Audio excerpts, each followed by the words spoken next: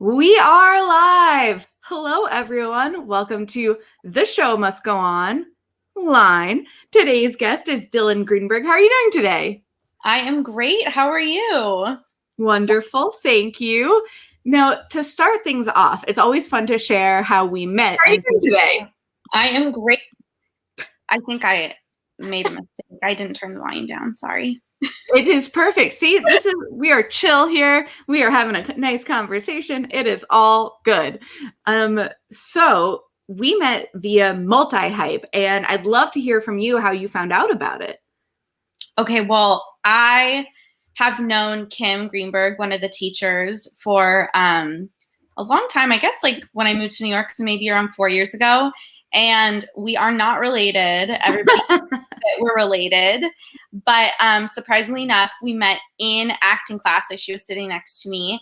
And I found out that she's also from Sacramento, California. And her dad is also a doctor in Sacramento, or was. And it was funny because whenever my mom and I would go to the grocery store, there was always another Greenberg credit card on file, another Dr. Greenberg, and we never knew who it was. And I found out in acting class in New York.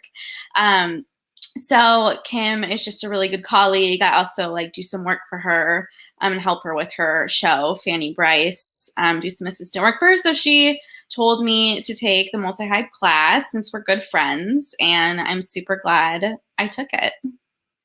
That's fabulous. Yeah, I love how you both had to be like, not related. It's just very... But we have done like a couple scenes together that we filmed because, you know, we can kind of like come across as like sisters or like cousins and stuff. So it's fun to work with her. I love it. So we jumped right in, but I want to now go back to the very beginning. A very good place to start. Let's hear your origin story. What got you into acting and this whole realm of life? Oh my goodness. Well, I mean, I've always been an actress since I was a young girl, and my mom would put me like in, you know, ballet class and tap class, and then in high school I did choir, and college I did a lot of theater, and then I auditioned to, you know, a lot of musical theater schools, and I got into Catholic University, their Bachelor's of Music program in DC. And, you know, I was there in DC for 6 years, and then I decided that I wanted to come to New York. And I still do musical theater, but I also do, you know, film and TV and commercials and voiceover as well. So I do a bunch of different things. And I mean, I think that's just the way you have to be in New York, you know? You have to dip your toes in a lot of different things because, you know, there's a lot of opportunities. Yeah, definitely. So because you're saying that you do so many different things, do you feel like it helps make you more well-rounded, that like you have to, does like one thing build off of the other? So you're acting, and then, you know, we'll dive into everything that you're doing, because you are putting yourself out there, and I love it. Yeah, I mean, definitely. I mean, I guess a good example is that I just started doing voiceover about a year ago and got some training for that. And I've noticed that since voiceover is like just focusing on, you know, speaking the text and the copy, whenever I go to do my like commercial auditions, it's helped so much. And so I feel like everything really builds on each other, which is really great. Yeah, and especially now during a pandemic, having that voiceover work must be very helpful. Oh, it's so nice. And I'm sure you know, because you have the equipment too. But, you know, if you have a good mic and you know, some good soundproofing and, you know, a couple other things, then, you know, you're really set to go. And now most of everything is like in your house. So there's a lot of opportunities if you have the right equipment. That is such a good point. I know it's kind of funny throughout the pandemic. Like when I look back at the early interviews I did, I'm like, oh my God, I had no equipment. I was just using the computer, like microphone and video. And it is like, whoo. I know. I feel like everyone's been forced to kind of adapt and get stuff, but it's good because, you know, I think as things start opening up, I think people are realizing that sometimes having things in your home is actually easier. So I still think a lot of remote and things in your home will still be going on, as well as like in-person things. So it's just good to have everything now, and you're going to be prepared. Honestly, such a great point, because even when, live theater is starting to come back right now, but it's still a slow burn, and so much of our industry has changed anyway. So having the ability to be able to go at home and film something, and, I feel like this transitions perfectly to talk about Maria's, which, like, tell me how that whole thing started. Oh my goodness. Well, I met my friend and colleague Inez in college in DC, and then she moved to New York, and we wanted to get more involved in film because at that point we had really just been focusing on theater. And so we just wanted something for our reels, and we came up with a short, which is now the Maria's pilot. And basically it's about this girl, Maria, who meets a kind of crazy Latina, and her name's Daniela, and they form like a very unusual but, everlasting friendship, even though they're very different. But we wrote the pilot, and we just put it on social media, and people were asking us, like, when is there going to be more? You need so many more episodes. And we were like, what are you talking about? And I swear, like, so many people kept asking us, and we were just like, oh, like, we should do it. Let's do it. We made, oh, that's okay. We made 8 more episodes, and yeah, it's award winning. And right before COVID, we went all over the world. We went in Spain, we went in Miami, we went to Minneapolis, and we were just like touring like literally the world, which was really cool. So that was a really wonderful opportunity, and it's not over, yet. There will definitely be more. But it's been hard with the pandemic to kind of keep it up. So, I would say expect, some things in the future for sure. Ooh. So let's dive deeper into that. What goes through that whole process? What's the writing process like, and filming? Where were you filming? And then let's talk about this whole tour that you went on, because that's pretty exciting. Yeah. Well, I mean, again, like I said, I had never really done anything like producing wise and film wise. So we kind of did everything like just, I don't know. I asked a lot of questions, I guess. And I would say the whole thing was done with a very, very limited budget. It's kind of crazy how, little we did it on, but we asked our friends for like rooftop locations. We filmed a lot on the street, to be honest, a lot of like parks, in our apartments ourselves, things where the locations could be free. And then, we just had a really good crew that had like, luckily our crew actually had the equipment already, and they were just willing to, produce something because they wanted to. And then, our editors, we didn't charge them that much. Everyone kind of did it like out of a labor of love. And we asked our friends to be extras. There is so the whole thing is 23 minutes. The first season, we raised money. We raised like $6,000 for the surprise episode, which is kind of like the beginning to season 2, I guess, or kind of like an in-between season kind of episode, but it's 10 minutes because people wanted a longer episode. And so we raised money for that. And we actually had, a little bit of a budget to, pay people more, because it is important to pay people. And, when people work for free, it's fine. But, I always feel better when, it's better to just give somebody $100 and say like, I paid you. So, when you ask people to do things for free, it's a lot harder to get them to work all day and you feel bad about it. So, yeah, I mean, that surprise episode is actually going to be, it's nominated for the Miami Web Fest in June. I don't know what we're nominated for yet, but I'm pretty sure I'm going. And if I am, I'll keep you updated for sure. But yeah, so that's exciting. That's the only surprise episode. Like that's the only thing we've entered into film festivals for. And yeah.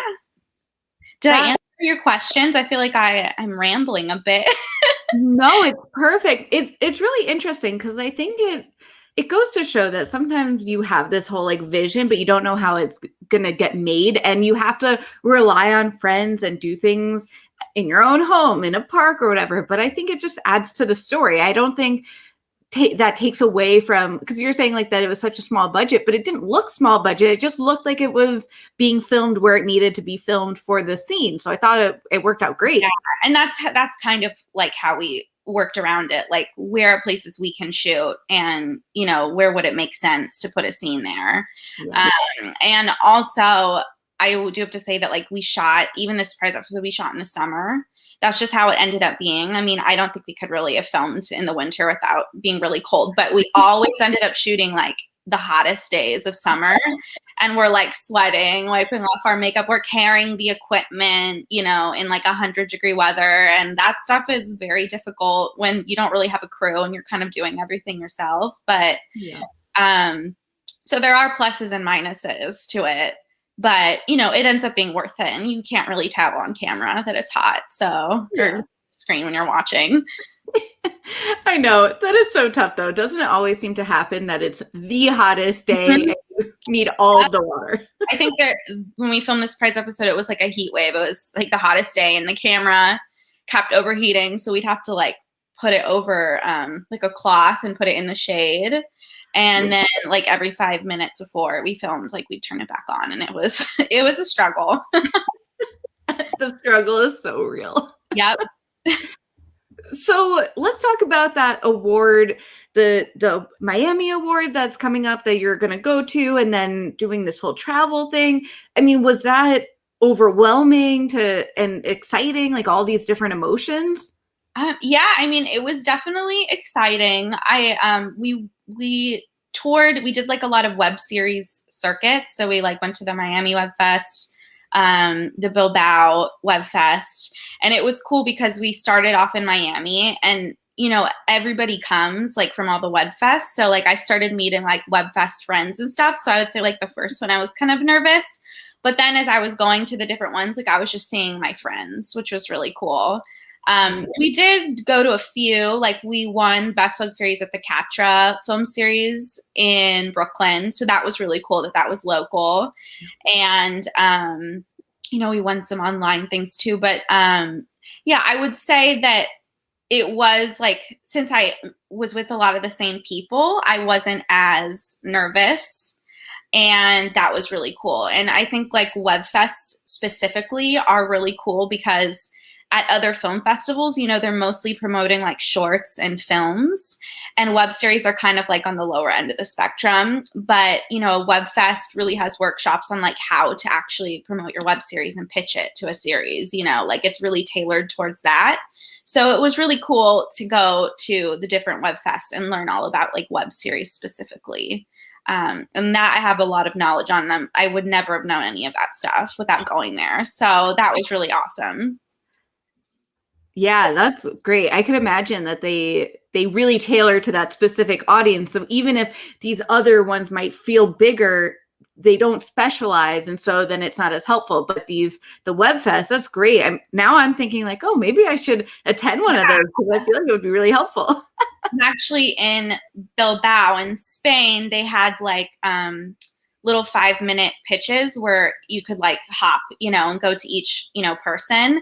And we actually pitched to the guy that looks for content for Hulu in the UK, and Viacom. We pitched to them. Like we pitched to some very big people and got some good feedback. So that was really exciting as well, that there are really big people there that are actually looking for content, because, you know, there's always content, and more specifically, there's a lot of online content, and, you know, that's these people's jobs is to like keep searching for this stuff. So I would say, you know, although I think a lot of WebFests are virtual right now, which might be hard, it is coming back. Like festivals are coming back in person, like the one in Miami. So, you know, if you are really passionate about your project, you should go.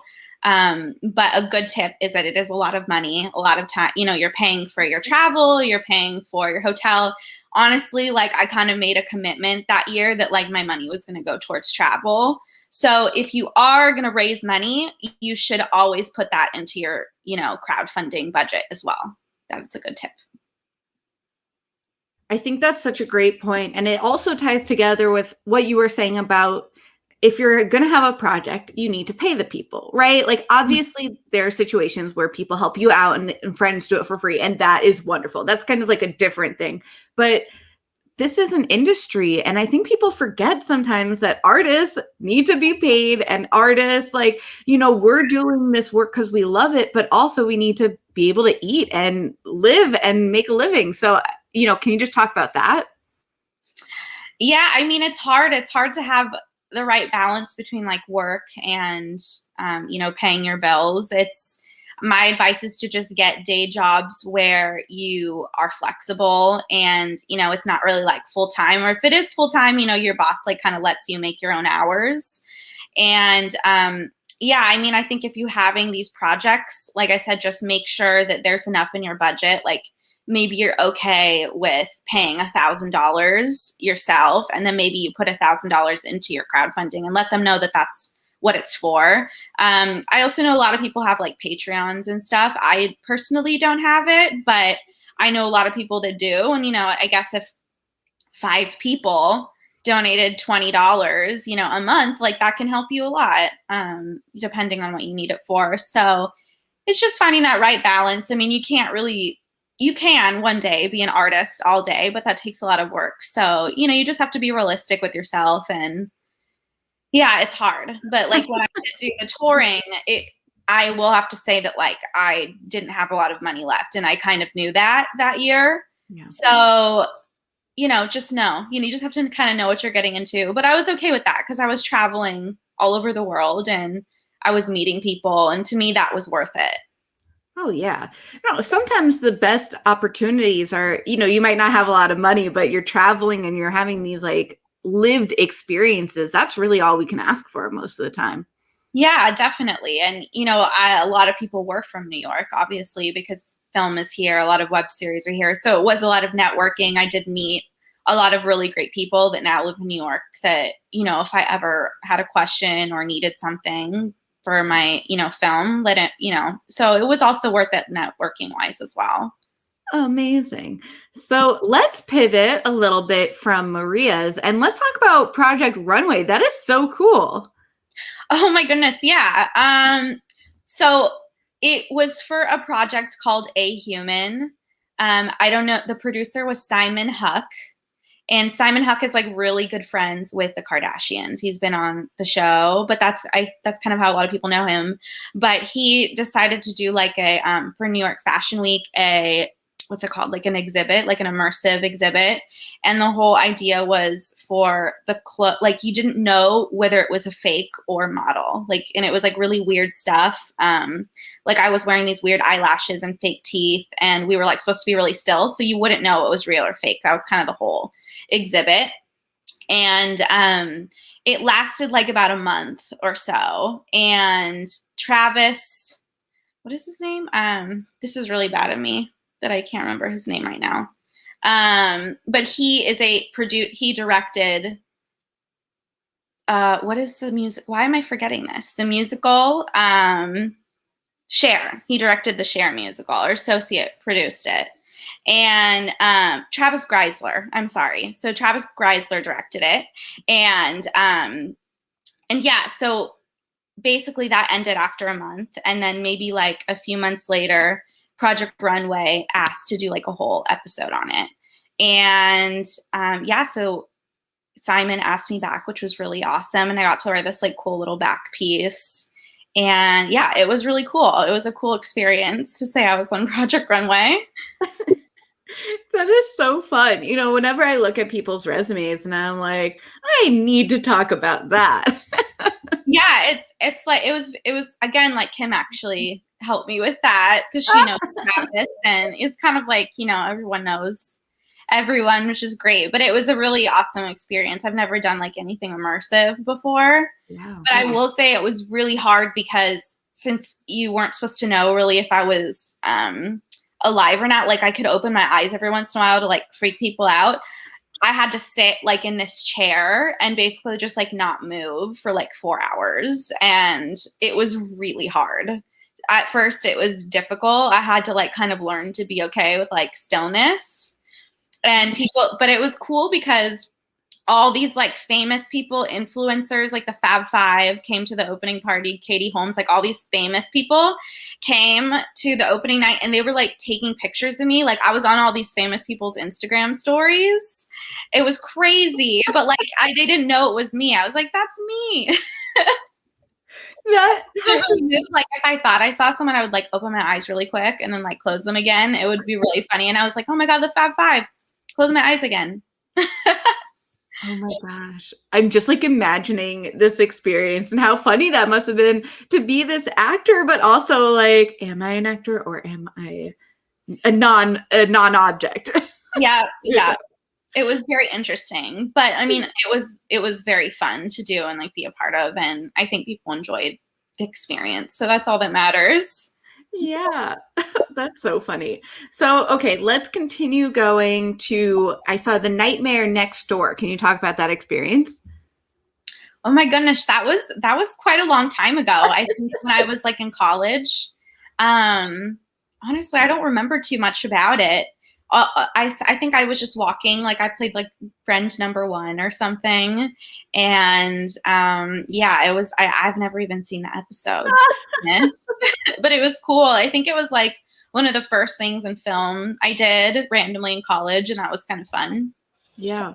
So in college, was it a lot of like Shakespeare work and that kind of realm? What's kind of your ideal work to be doing?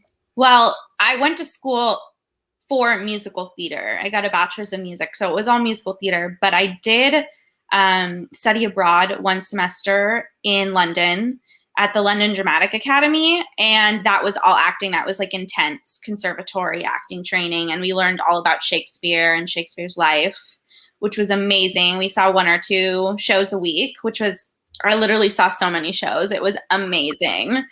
And I wish I was in London every day now.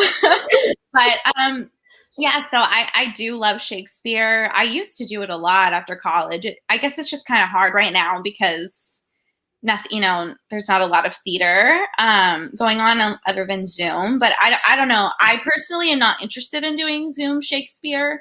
I really need it to like be live, I want to do it in front of like a big audience. But yeah, I mean, I think I love musicals. I love musicals. I love plays. I love Shakespeare. Honestly, whatever you want to cast me in, I'll do it. Just give me a role and I'll play it. I do it all. If I'm on stage or I'm on camera, whatever, then I'm happy to do it. We love the flexibility. Yeah. Yeah, and it's I think sometimes it is like a little difficult when I'm like in a musical theater crowd and all they talk about is like theater, and sometimes I feel kind of like I don't fit in sometimes, but now I'm learning more that there are more people kind of like me in the city, and it just kind of takes time to find people like that, which is a great reason why I took multi-hype. Yeah, definitely. Okay, so let's talk a little bit more about multi-hype because we introed with it, but it was such a cool experience. And of course, that's how we met. And I'm so grateful for that. And we really like bumped up our kind of everything, right? Like for me, at least, it was my resume and my website and then networking and how you talk about yourself. Like what other tools do you feel like you really gained from that? Well, yeah, I mean, I think you can always have somebody look at your branding and let you know what needs work. And, since I was starting my blog, I still am, I was still figuring out my branding, but it's always good to just have somebody look at your materials and like, let you know, like, I think you could do this with it and this with that. And like, even just making the slightest change is really important. And then also like the marketing materials, like I wanted to make some marketing materials, but I was still on the fence about like some ideas, and they were just talking in class and I was like, oh yeah, I know what I'm going to do now. So it's good to just like hear what people have to say. And sometimes these like ideas like pop into your head about what you're going to do. Sometimes you just need like a little bit of help with things. And once you get that little bit of help, you're just like, oh, I'm good to go now. So I think that's how it helped me the most, is just to kind of help those little changes and tweaks to kind of get like my branding right. Totally. I know it's kind of like that permission to reevaluate certain things that you can do at any point. But when someone else looks at it and they're like, have you thought about this? like, I have, but I didn't know I should do that. And I love that permission. Yeah. And the great thing about multi-hype is there's 3 people. So it's kind of like 3 different people helping you. And it's good to just get everyone's perspective, and you can kind of take a little bit of what everybody has said and kind of combine it into like one thing that you like. So that's what I loved about multi-hype, is that there were 3, different people talking about different things, but like what you needed help on, you used all their ideas and just kind of made it into one cohesive idea. Yeah. Yeah. That's such a great point. Having the different experiences and viewpoints and all of that's very, very helpful. And then all the people that were taking it too, it's really cool because it felt so interactive that it wasn't just like the 3 leaders. It felt like everyone also had something else they can contribute and help. And I love that. Oh yeah. And you definitely learn when you're hearing other people talk, when they're coaching other people. Like I definitely learn from other people as well. So it's great to have everybody's input. Yeah. So you mentioned the blog, and I'd love to dive deeper on that and your influencing that you've been doing. I am obsessed with your Instagram. Oh, thank you.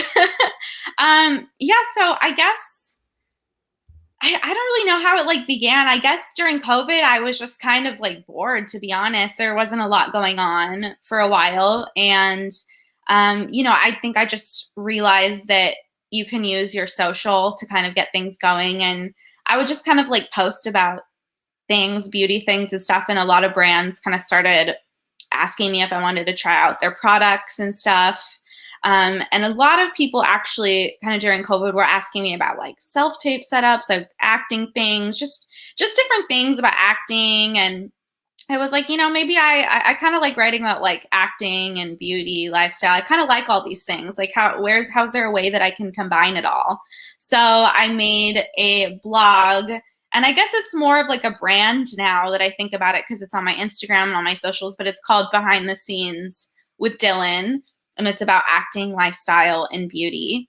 And so basically, I've interviewed some cool like Michael Kushner and on Multi-Hype, one of our teachers. He's a wonderful photographer. I interviewed him.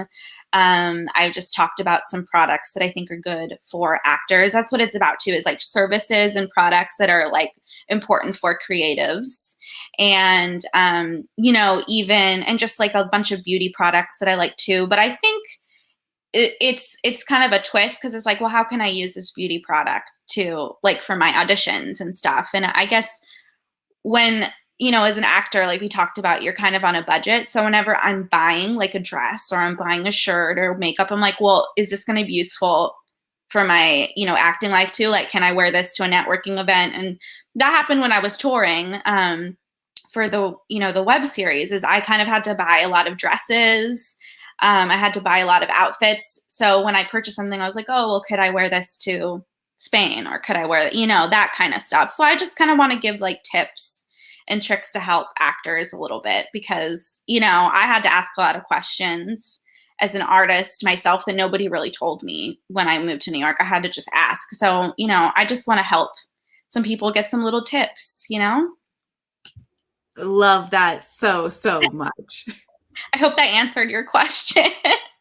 Yeah, no, I think people also forget that like asking questions is okay, and it's good to be curious. And it's also good when someone then uses that expertise and pays it forward. And I love that you've kind of gone through this whole journey and are now helping like the next generation. And even if Slimbo totally agrees. Oh yeah, definitely. To anyone who's watching now or in the future and you're like, oh, who is that dog? My pup Slimbo is my lovely co-host. Sometimes he makes a visual appearance. He almost always makes an audible one. I love it. Are you a pet person? I am. I have a cat named Lucy, and she was on the couch, but she jumped off, so I can't show you to her anymore. But maybe she'll make an appearance. Maybe. I know cats are, we'll save my feelings on cats for another day. No. That's fair. I love them. I'm allergic to them, so we have this like love-hate relationship. Yeah. They feel it. I know. It sucks when people are allergic to cats that really like cats. I have a lot of friends that like love Lucy, and they have to take love Lucy before she comes. Yes. So let's actually talk about that for a second, because I've spoken a lot how Slimbo has been this like wonderful bright spot during the pandemic, that like having this being that I need to take care of and like look after, but then just like looks at you with this like pure love. How has that been, like having a cat, having Lucy? Well, I mean, I've had Lucy for 7 years. I got her when she was 3, and she's turning 10 on Cinco de Mayo. It's her birthday.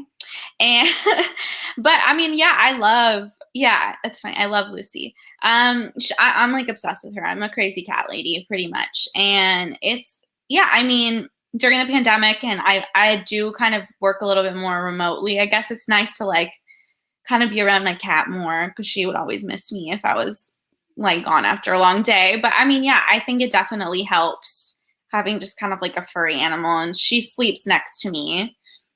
So, I go to bed with her, I wake up with her.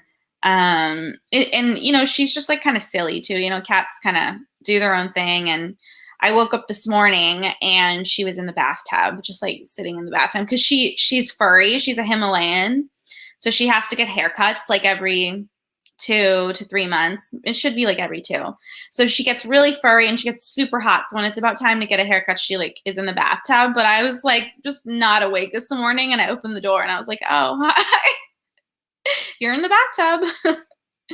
So yeah, I guess it just brings more joy, and it's fun to like come home to something that like really loves you. Like she's like waiting for me and purrs, and it's nice. Like she's literally waiting right there. So it is nice to like have that.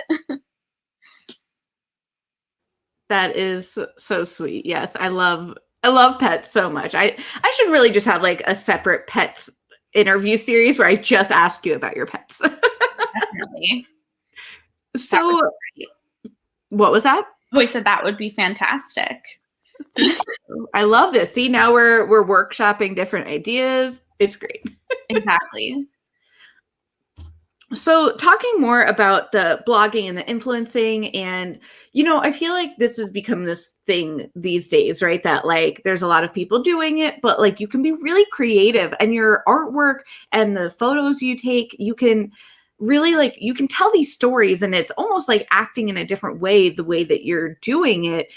Do you find that also draws inspiration when you're acting and you're maybe looking to do a role, and like the way that you present that role on social media is a way that it can like reflect back? Yeah, definitely. I mean, with pictures, I will just say like I'm not the best at still photos. Like, I mean, although it might like look good on my Instagram, like I actually struggle with it. So I have to remind myself, when you're taking a photo, it's the same thing as acting. Like you're playing a character. So that helps me. I also like, whenever I have like a prop, and I'm kind of like involved with a prop, that helps me kind of take a picture too. But, now Reels and, TikTok is really big. So I think definitely for that, like I use kind of my acting skills for that, definitely. Because sometimes I'll do like little parodies, or, sometimes I'm putting on my director hat. Like I'd be like, oh, this would be like a good shot, So I definitely think that those skills overlap. And then when you're doing the influencing stuff, like when you're representing a brand, like the reason, I mean, the goal is to, make money one day, because I actually have a lot of friends that make a lot of money per post. That's a commercial. That's print modeling, The only difference is that you're your own crew and you're not going there. But you're doing commercial, you're doing modeling, you're doing branding. So that definitely does all cross over, because, you could get a Nike. I have friends that got like Nike spots. I had a friend that's a big influencer that got a big like Dove sponsorship. And that on your Instagram, you like, holding the Dove bottle, that's like basically the same thing as like seeing it on their Instagram. And a lot of times they'll use that footage to like, you'll sign something, and you'll say that it's okay that they can put it on their Instagram and stuff, but that's all commercials. So I would say it definitely crosses over. And now it's becoming a bigger thing, for sure, that you're getting like protected, as an actor or as a model for like your rights and stuff. So it's definitely kind of, there is like a funky gray area, I think, but now it's like it's becoming more the norm, you know? I definitely think you're right, because I've seen it throughout the years where things started as like is that a brand thing? Is that this? And now, most people say like, this is an ad, but you can tell like it's 100% like this person who's advertising it, they're working hard to make sure you know exactly what the product is and speaking about it in a good way, especially if it is a reel or TikTok. And there's so many elements to it. I'm definitely trying to like keep up to all the hottest trends, but there's a whole market for it.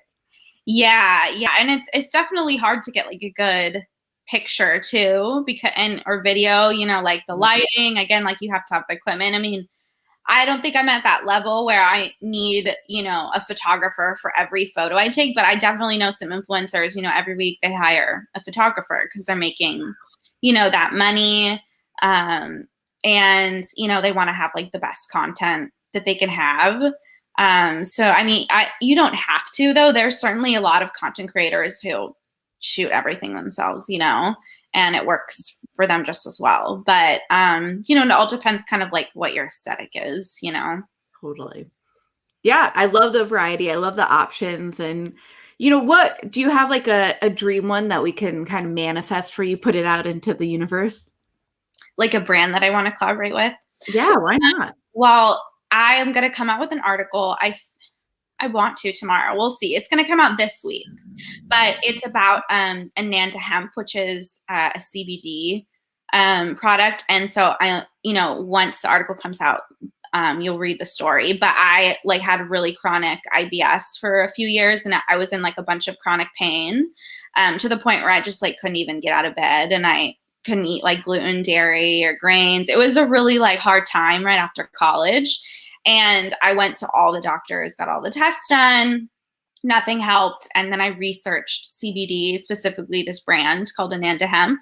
And I started taking it a couple times every day. And like 6 months later, I was 90% better. And I literally like went to every doctor possible. And this like brand like literally saved my life. So I want to write this article, then I want to send it to them. Like, please let me like sponsor you. Because I am really passionate about CBD.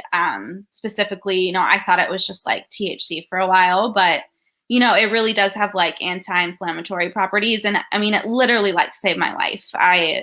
I'm going to, I'll exaggerate it more in the article that will come out in a couple of days, but I would say like they're my brand that I want to do something for. Wow. Yeah. You need to send me that article when it's published for sure. Yeah, I'll definitely send it to you. I've really only gotten into CBD the past year because I have a herniated disc in my back and I have really bad anxiety. And like you said, I've been to so many doctors and it's like no one has any answers. And then finally someone's like, have you thought about CBD? And I'm like, isn't that weed? Which is like also not a problem if that's what, you do. But for me, like that's just not, I have bad side effects. And they're like, no, CBD, it's different. It'll just relax you. And I am blown away. So I cannot wait to read your article and then check out that brand. Yeah. Definitely. No, I definitely think it helps a lot. And it's, I think THC has the same effects, but like, obviously you can't walk around like it, it makes people anxious and, people don't really want to like smoke in the morning, like they have their whole day. So, the fact that like CBD is psychoactive, I think is the word, is really awesome. Like it gives you all the same effects. You're just kind of like functioning normal. Yeah. But I will have to say it does make me a little sleepy. So I take it at night and I feel super refreshed the next morning. Like I have trouble sleeping too. So when I do take it, I like fall asleep. I wake up and I'm just like ready to start my day. So I'm very excited to share this article. Amazing. Yeah, no, that sounds great. It's I feel like now we're yay. Hi, baby. Hi, Lucy. Oh, there you go. She says hello. She's a grumpy cat. I'm obsessed. Oh my God, grumpy cat. Yay. Okay, I'm going to put her down because she's squirmy, but. That's fair. We're so happy she made a cameo. Yeah, she did make an appearance. Yes, that is so great. So, okay, let's talk. This is always a part of the interview where we talk about a nonprofit or a charity that you're interested in. Well, I would definitely say I'm interested in the Actors Fund. I think it's just really important because so many artists are struggling right now. And, especially like a lot of Broadway artists stage, there's really not that much work right now. And especially if you're in the union, there's a lot of like non-union, but if you're actually like a working union actor, there's very limited work right now. And, I have a lot of friends who are still like unemployed, partially unemployed, still really struggling. So I think it's just important to help them out. Yeah.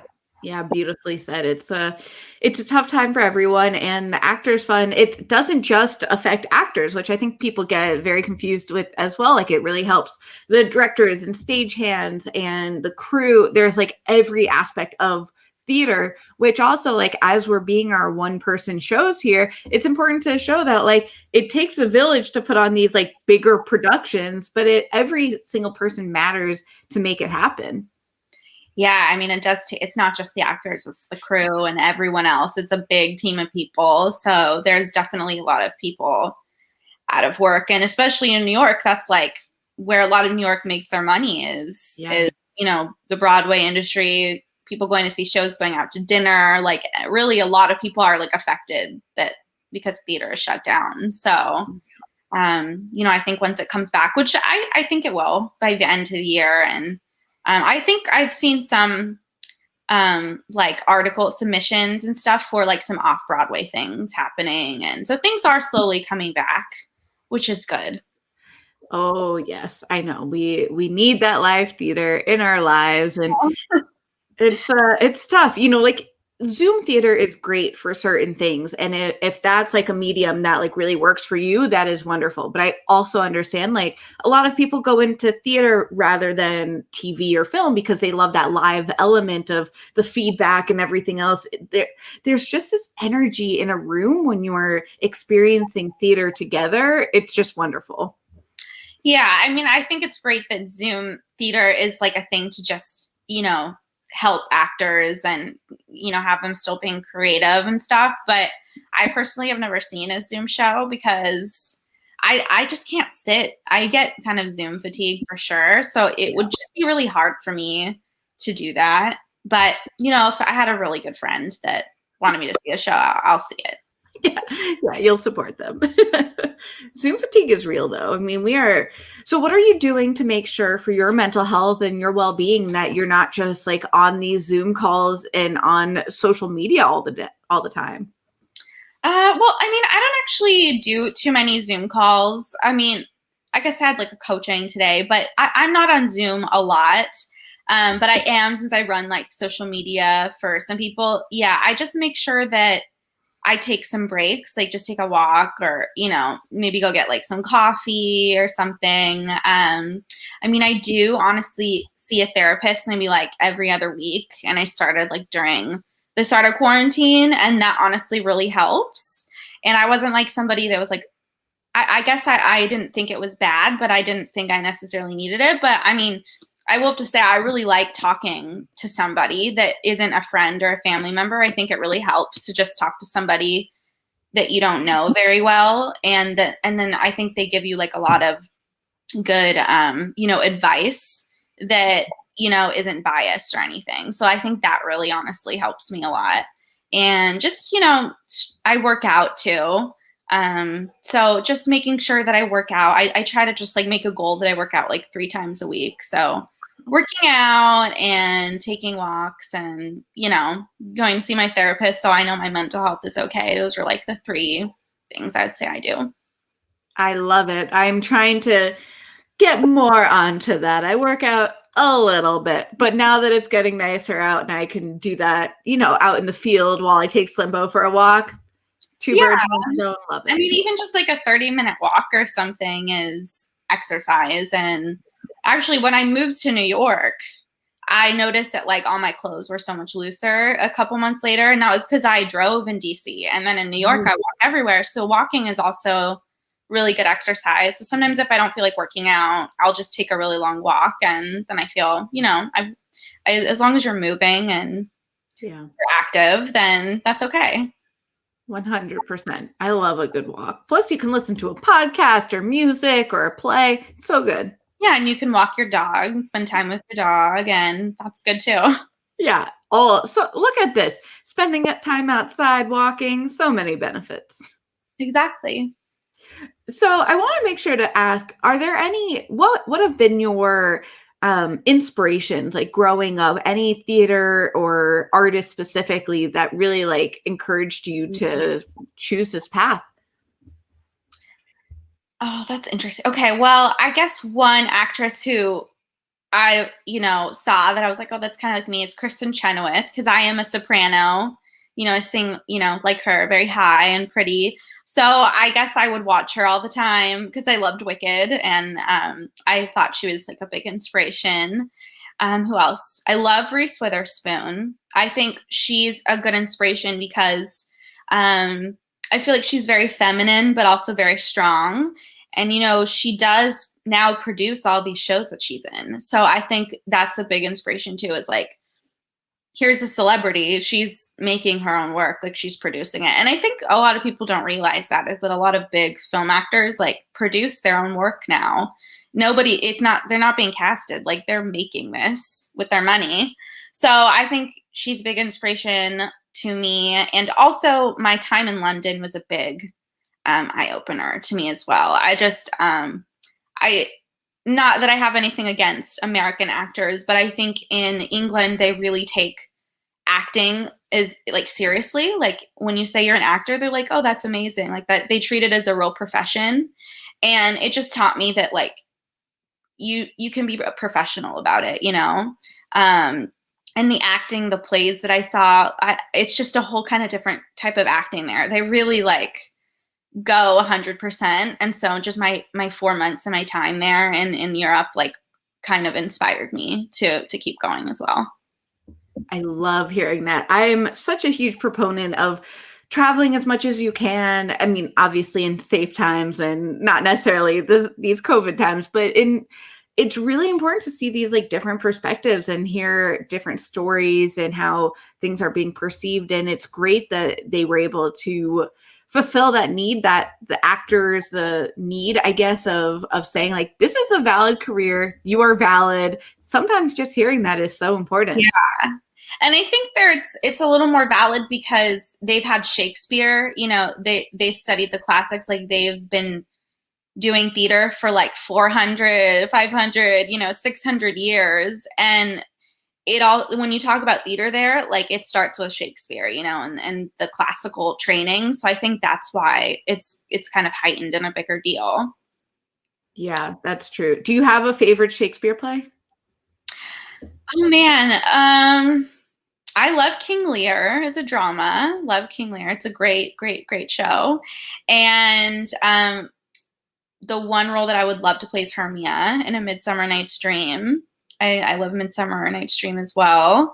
And I think King Lear, though, is like one of my favorites. I feel like it's a little underrated, or maybe, I don't know, maybe it's not, but it's, to me, I just love the text and the story, and it's a great kind of. Succession is based off of that, I guess. It's just a good storyline, good premise. Yeah. Ooh, I love that. Yeah. I think it's tough too, because to say like Shakespeare is so well known, but there's so many pieces that other people might not talk about. So I think King Lear is a great option. Yeah. Oh yeah. And yeah. I understudied that show in Boston. I was an apprentice for the Commonwealth Shakespeare Company. Ooh. And so I understudied King Lear. So I do know it pretty well. I guess I also love Macbeth too. I love the dramas. They're great. There's a lot to love. Oh yeah, there's a ton to love. I mean, Shakespeare comedies are great, but I think just like a really good drama is what I like to see on stage. Fabulous. Yeah, I hope to see you in it someday. Thank you. I hope I do it one day. Yeah. So this is a great opportunity for you to like plug all of your social media, the blog, like anything that you came into today wanting to make sure to share with everyone, like make sure to get that out there. Yeah. Okay. Well, let's start with Maria's. It's on YouTube. You just type in Maria's, the web series. And our Instagram is Maria's_the web series. So please check that out. There's 8 episodes, and I think total it's like 35 minutes. So it's a very quick binge. My Instagram is Dillon_Greenberg. So my name, just type in my name. And then my blog, Behind the Scenes with Dillon, is www.behindthesceneswithdillon.com. And all those links are actually on my Instagram and my link in my bio. So if you just go on my Instagram, everything will be there, and it's very accessible. Oh, and I guess, yeah, my acting website is also on my Instagram too. So that's what I would say. Go to my Instagram. That's perfect. Yeah. Direct everyone to the Instagram, and then they can find everything else from there. Yeah. Everything is there. Awesome. And y'all can find me at BWay Show. That's BWAYSHO. And that's where you can also find BWay Show, the podcast, cast. It's wonderful. It's basically this series, and then I transform it into episodes of BWay Show, the podcast. So we've got all of your interview needs over there, and so much is happening. A lot of the people we were talking about with the multi-hype course are coming on this series. I've had Michael Kushner before, but Ashley Kate Adams and her new book, we're doing a giveaway, so check that out. And it's all very exciting. Yay, that's exciting. Mm-hmm. And Kim, we're doing one too, so we'll have to make sure everyone sees her wonderful Fanny Bryce video, and then come check that out. And some of the other members that we were taking the course with are coming on. It's just a fun multi-hype fam coming up throughout this month and really throughout quarantine, because this is the best way. You know, when we can't see everyone in person and hang out, it's been really nice being able to connect virtually. So I appreciate you coming on the series today. No, thank you so much for having me. This is so fun. Yay, this is awesome. And for anyone who's watching in the future, we keep this on forever, ever. So you can always find it right here on BWay Show YouTube. Tell your friends, share it, and we appreciate all of your support. So thanks. Wear a mask, be safe, and I can't wait to see you soon. See you at the show. Bye. See you soon.